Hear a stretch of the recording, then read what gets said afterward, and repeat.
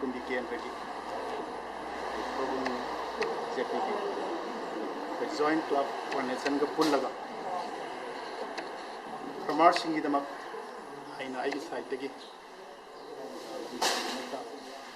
har atam ti lo bisidi mari lengena har khadam yam da free of cost ai ge wan GPSC ge joint club coordination ga pullaga public farmers sani da ina gam zu kra teng pang jabani project manipur gi lurba Laina hai tare jadi pun lo doi ba laina covid-19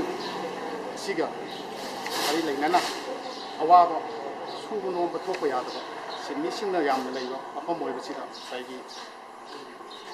hai ba har hai ba si lo gi sang da ba ya da pot ama oi na lai gi har su phang da ba sapam ko phang si gi kudong sa da ba ke ama ba yong da si ba moi ra ga ai lai gi sai ta gi yam gi ta ma khal la ga ni ngam da ba si ating to jabani loina na Ngasi ki friends media ki language li ro namra jaan ba apko si le nau si apon su tam thaga sari koi ji kichigi go iba laina si manipur da khamanga du dan to na awa ba kaya ma praja sin khangkre adubu haradra na khalam bani khangogdna taki khamani sida masing khangin henkala ku sinamar boiraga muk du dan tor ku sina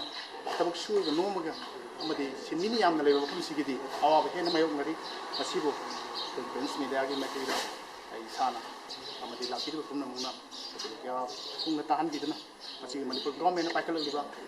apam kudin ki sang sa manana amana ma bu henda na paikal liba kudin matrasi ai sana so thagasari loina na madu du supplement to jabo ina ai nai ngam jaba bot kalasi asi longis dani da and free of cost and fijabani amasung Ngasi lain kita tahu diri ba, tabuk tahu diri ba, preference media lagi sinau singda, betul jadi ya wabah lagi kita, ini tu dari betul kerja, juga sejenak apa senpang kerja, ini yang bangga, jadi lagi sinau singda sini jadi kerja harga.